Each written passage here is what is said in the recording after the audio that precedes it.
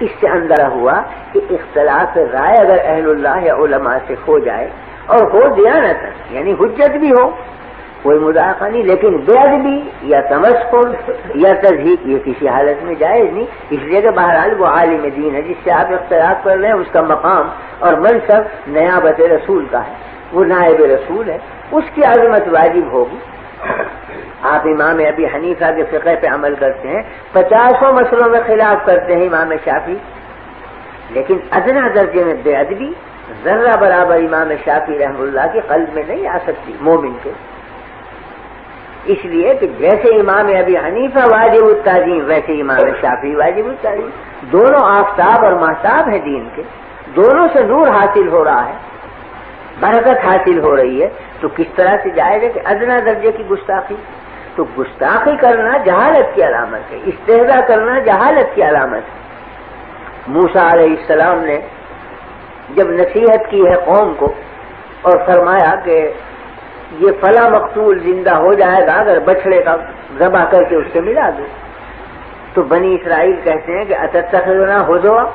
کیا آپ مذاق کر رہے ہیں، زندگی کر رہے ہیں ہماری ساتھ، کہاں بچڑا، کہاں اس کا ذبیحہ، کہاں مقتول کی لاش کو ملانے سے زندہ ہو جانا، کیا تعلق بچڑے کو اور زندگی کی؟ اتتخذنا ہزوا، کیا مذاق کرتے ہیں؟ فرمایا قال اعوذ باللہ ان اکون من الجاہلین، میں اللہ سے پناہ مانگتا ہوں کہ میں جاہلوں میں شمار ہوں، یعنی دلگی اور تمسخر جاہل کی علامت، یہ جاہلوں کا کام ہے، علم کا والوں کا کام نہیں ہے کہ تمسخر کریں، اس لیے کہ وہ ادب کے خلاف ہے اور ادب پر دین کا مدار، تو تمسخر بے ادبی اور بے ادبی سے دین ضائع ہوتا۔ تو ایک ہے رائے کا اختلاف، ایک ہے کسی عالم سے مسلک کا اختلاف، لیکن ایک ہے اس کی بے ادبی، اختلاف جائز ہے، بے ادبی کسی حالت میں جائز نہیں۔ میں نے حضرت مولانا تھانوی رحمۃ اللہ علیہ کو دیکھا، مولانا احمد رضا خان صاحب مرحوم سے بڑا اختلاف، بہت سی چیزوں میں اختلاف، کہیں قیام کے مسئلے میں، کہیں عرس کے، کہیں میلاد کے، لیکن جب مجلس میں ذکر آتا تو فرماتے مولانا احمد رضا خان صاحب مرحوم، یہ فرماتے۔ ایک دفعہ مجلس میں بیٹھنے والے ایک شخص نے کہیں بلا مولانا کے احمد رضا کہہ دیا، تو حضرت نے ڈانٹا اور خفا ہوئے، فرمایا عالم تو ہیں اگرچہ اختلاف ہے رائے کا، تم منصب کب کی بے احترامی کرتے ہو، کس طرح جائز؟ رائے کا اختلاف اور چیز ہے، ایک عالم کی عزت کرنا اور چیز، تو بہرحال وہ حجت سے اختلاف کر رہے ہیں، یہ الگ چیز ہے کہ ہم اس کو خطا سمجھتے ہیں، ہم اس کو صحیح نہیں سمجھتے، لیکن جب وہ ایک حجت رکھتے ہیں غلط یا صحیح، تو حجت سے اختلاف کرنے کا حق حاصل ہے اہل علم کو، اس پہ توہین کا کیا مطلب، بے ادبی کا کیا مطلب؟ یہ برا سمجھا کہ لفظ مولانا نہ لگایا اس نے، حالانکہ مولانا تھانوی رحمۃ اللہ علیہ کے مد مقابل تو مولانا چھوڑ رہے انتہائی گستاخی سے یاد کرتے ہیں، اگر مولانا اہل علم میں سے تھے، وہ تو نام اگر علم کا آیا تو ادب ضروری سمجھتے، چاہے مخالف ہو، چاہے بالکل معاند بھی ہو، مگر ادب کا رشتہ ہاتھ سے نہیں چھوڑتے۔ میں نے سنا واقعہ حضرت مولانا محمد قاسم صاحب رحمۃ اللہ علیہ نانوتوی کا کہ دہلی میں قیام تھا، تو حضرت کے خدام میں تھے وہاں چند حضرات مقیم، ایک تو حضرت شیخ الہند مولانا محمود حسن صاحب موجود تھے،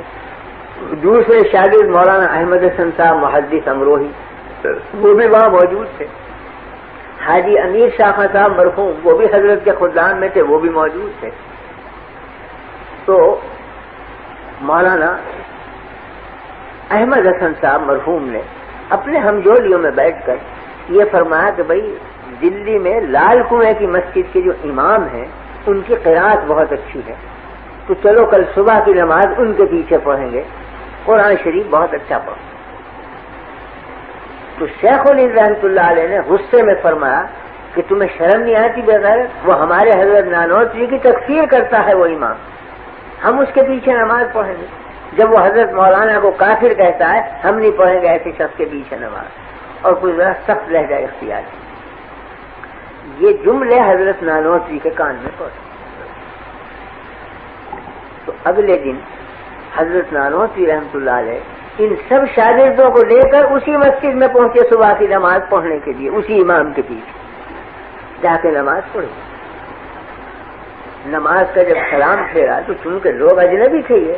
تو نمازیوں نے دیکھا کہ بھئی یہ ہیں تو کچھ علماء صورت مگر ہیں اجنبی، تو کچھ کے گوئیاں ہوئی کون ہے معلوم ہوا کہ تو حضرت مولانا احمد قاسم صاحب اور یہ ان کے شاگرد مولانا شیخ الہند محمود الحسن صاحب ہیں اور یہ مولانا احمد حسن محدث امروہی ان کے تلمیذ ہیں۔ اب امام کو سخت حیرت ہوئی کہ میں تو انہیں رات دن کافر کہتا ہوں اور یہ نماز پڑھیں آج۔ تو خود بڑھے وہ امام اور کہا کہ حضرت میں آپ کی تکفیر کرتا تھا اور میں آج شرمندہ ہوں کہ آپ میرے پیچھے نماز پڑھیں، حالانکہ میں نے آپ کو کافر کہا۔ فرمایا مجھے قدر ہے آپ کے کافر کہنے اور میں آپ کی اور زیادہ عزت بڑھ گئی میری نگاہ میں کیونکہ آپ نے کافر کہا مجھے۔ کیوں؟ اس واسطے کہ آپ کو یہ روایت پہنچی کہ میں توہین کرتا ہوں رسول اللہ صلی اللہ علیہ وسلم کی، تو آپ کی غیرت ایمانی کا یہی تقاضا تھا کہ آپ مجھے کافر کہیں۔ ہاں البتہ شکایت اتنی ہے کہ وہ روایت غلط پہنچی، روایت کی تحقیق کر لینی چاہیے تھی کہ میں نے کی بھی ہے توہین یا نہیں، لیکن بہرحال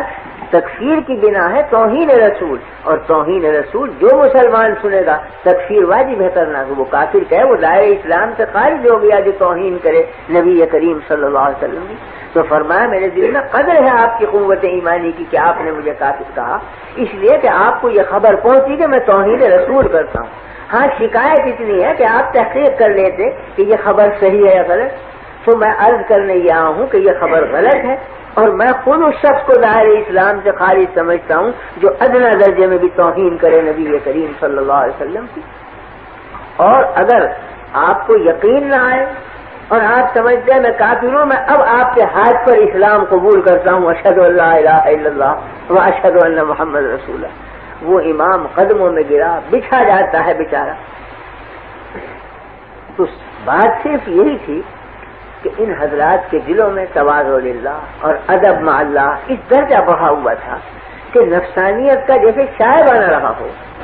اور حقیقت کو سمجھتے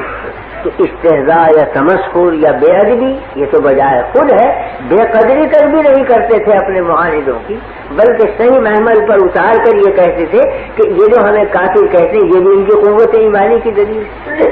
البتہ انہیں تحقیق کر لینی چاہیے کہ واقعی میں ہم توہین رسول کرتے ہیں یا نہیں، ہم معاذ اللہ دشمنان رسول ہیں یا دوستان رسول ہیں، اس کی تحقیق ان پر واجب تھی، بلا تحقیق سے حکم نہیں لگانا چاہیے۔ لیکن جو حکم لگایا وہ صحیح ہے کیونکہ توہین رسول کرنے والا کبھی اسلام میں باقی نہیں رہ سکتا۔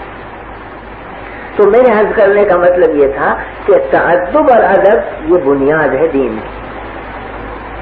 جس کو عارف رومی نے کہا ہے نا کہ الخدا خواہم توفیق ادب، بے ادب محروم مان فضل رب۔ ہم اللہ سے توفیق چاہتے ہیں ادب کی، کیونکہ بے ادب محروم ہوتا ہے فضل خداوندی سے۔ حق تعالی شان کے یہاں اس کا کوئی مقام نہیں ہے جو گستاخ اور بے ادب